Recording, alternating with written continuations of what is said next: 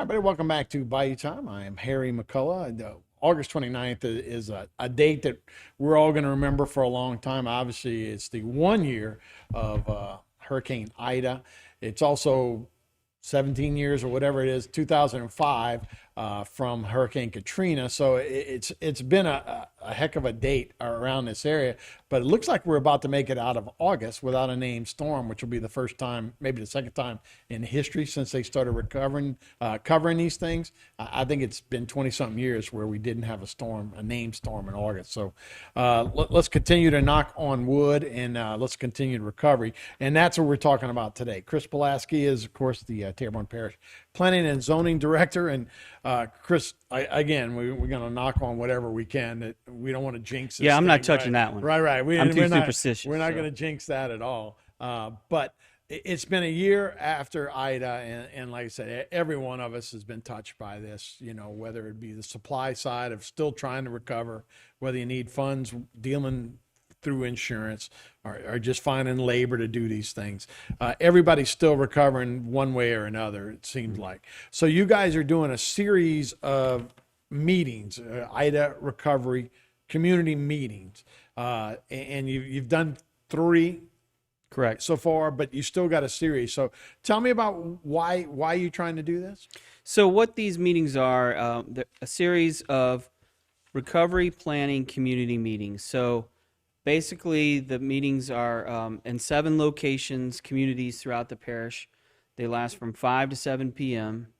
The purpose is there you go. That's the schedule right there. So one thing to note on that schedule, tomorrow night on August 31st is the Chauvin community meeting, but unfortunately we were unable to secure a venue large enough in Chauvin, so we actually, physically, the meeting is taking place in Montague at the fire station. But again, the purpose of the meetings is to essentially get as much input from the community's residents as possible. No one knows their community better than they do. I mean, sure, the parish and other agencies, we have a general idea of what types of projects would benefit these communities. And then, of course, we're working on projects that are beneficial parish-wide. But the purpose really of these meetings is to get down into a more in-depth discussion with the residents. So the way that the meetings are structured is usually the first 20 or 30 minutes of the meeting, I'm giving a very high-level presentation about the recovery work that the parish has done since the storm. And then also what we're looking to do for the future, both preparing for the next storm, but also what sort of very high-level projects that we're looking for. Then I talk a little bit about the various plans that we're putting together that these comments and the ideas that we get from these meetings feed into. So we're talking about our recovery plan, of course, which is in a sense kind of an overview of all the 3 other plans that I'll mention. The next one is our comprehensive master plan. That's a parish-wide plan. And those are updated every 5 years.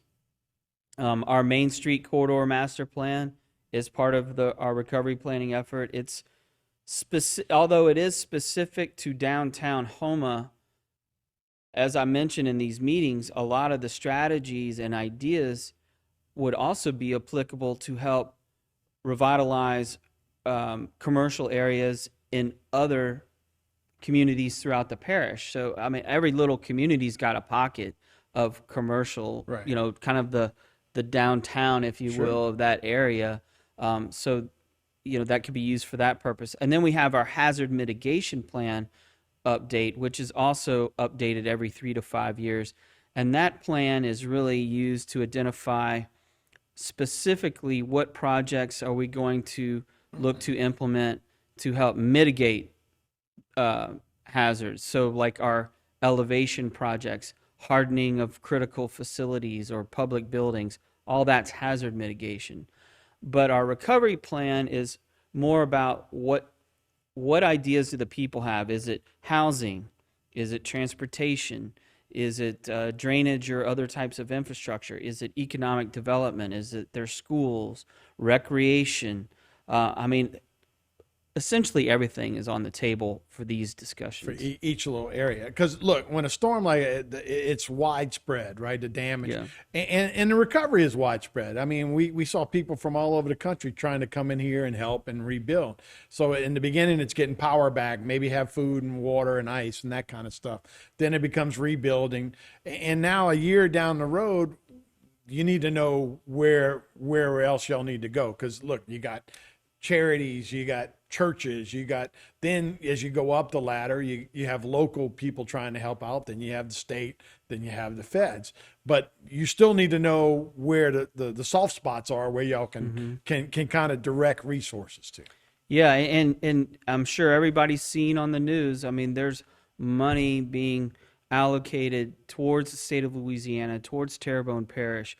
I mean, we're talking millions, even billions, in some instances. So, although that money is being allocated to the state or allocated to the parish, it doesn't mean it's sitting in the checking account. Right. I mean, that money is there, but the state and the feds are going to want to know, well, Terrebonne, how do you What did you do? propose to Right. spend this money?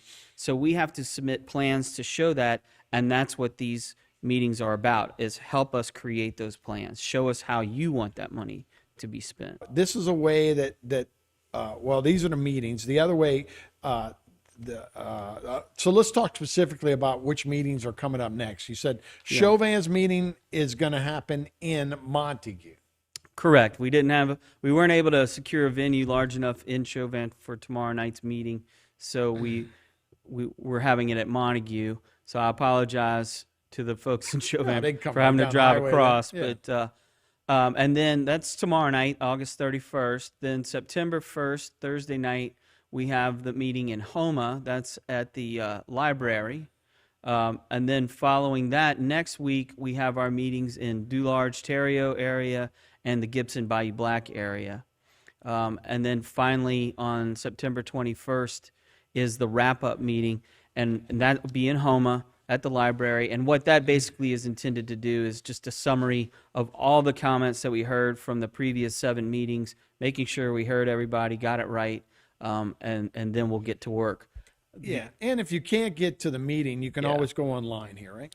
Yes, sir. So that at the bottom, that website, tpcg.org/Ida Recovery, that's where you can go find out the schedule and so forth. But we're also working to have a portal on there so that people can just submit comments online.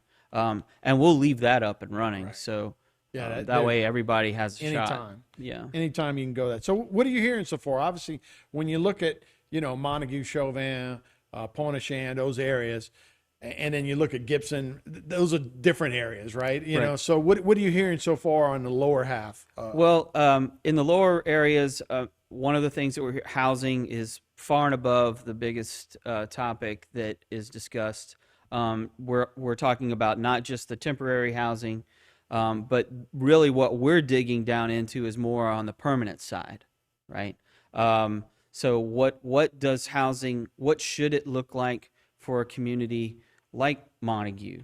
Where certainly you got to build elevated, and you got to build it, to withstand lots, Right. storm and surge and all that stuff. So, what does that look like?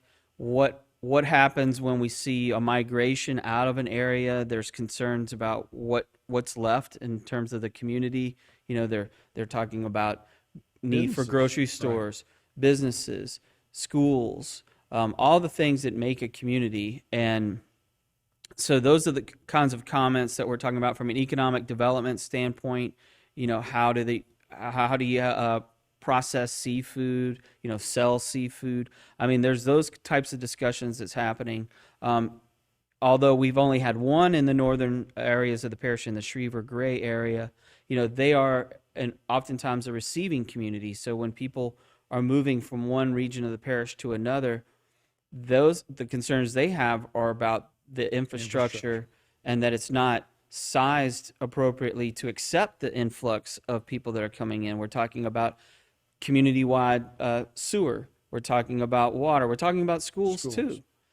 So that's what we anticipate hearing a lot of in the northern areas of the parish. Right. And then when you start building subdivisions or whatever to take those people in, people worried about flooding in different areas, True. right? So you always hear that. We never flooded until this subdivision was Drainage built, and right? traffic are you know, anytime you have a community meeting, you're going to hear get comments about that, because you know it's just one of those things that, you know, as development occurs, it tends to increase. I found it interesting when you said infrastructure. So, you know, down in Chauvin, you got the Piggly Wiggly down there, you know, but I don't even know if they have a store like that over on the other side in the Montague area. But so how do you as a government provide if you got food deserts that say those places got too much damage and just said, we can't make it, we got to go somewhere else.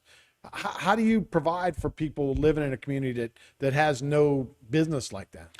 Yeah, I mean that's the big challenge. One idea that we've heard several times as well, community centers, and we got to talking last night. Well, what makes it a community center? I mean, it doesn't have to be just a place where people can go to, say, have a meeting or have some sort of function or event. What it could also be utilized for is for business development, for business incubators.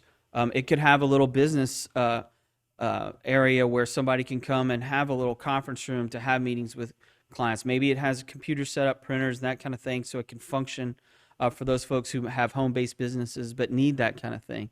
It could also function if we were able to have some sort of group that has like a rotating farmers market, or that could go from community to community. Maybe it's 1 week out of the month, but they hit each one every day, a different one every day, and they could operate out of that community center. So there's really no perfect way to do it or set way to do it. That's the purpose of the meetings, is to get the ideas down, and then we go back and sit down and start looking at what other communities have done and see if we can find a way to make it work here. Yeah, because look, if you live 20 miles down a bayou and you got to drive up to Prospect to go to Rouse's or something, Yeah. that's a lot of miles and a lot of fuel and costs and all those kind of things. So that's all that's going into this, right? And that's what you're looking for. Can we look at those graphics one more time? So again, you can get online anytime at TPCG.org, Ida Recovery. And that's the easiest way to give you guys comments if you can't make a meeting. But the meetings left are at Chauvin on the 31st, then Terrebonne at the Civic Center on the 1st, then the 7th in Dularge, the 13th in Gibson, and the 21st again down in Homa. So you guys just want to hear from anybody. That's right. And remember, the purpose of the comments is so that we can then use them to help us develop the plans that we submit to the state and to the federal government when we're looking for, you know, access to the funds that have been allocated. All right, Chris Pulaski, thanks so much for joining us. Great information. We'll be right back with more Bayou Time after this.